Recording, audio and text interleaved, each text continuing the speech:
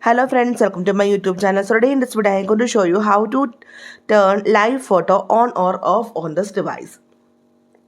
Simply go to a camera. So before that I will show you some live photos that I took on this device.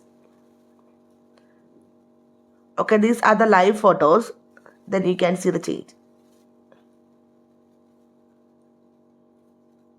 You can see the change, right?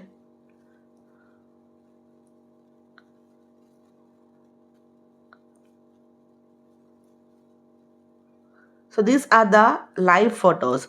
When you take a live photo, then you can see the option live on the top left side to indicate that this photo is live. So let me show you how to enable or disable the live photos on this device. Open your camera. Then just swipe up. So here you can see the option live.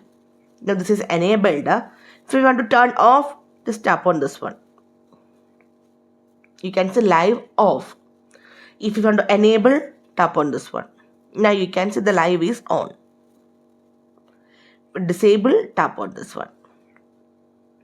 So simply in this way we can turn on or off the live photos on this device. So hope you guys enjoyed this video. Thank you for watching. Thank you. Bye bye.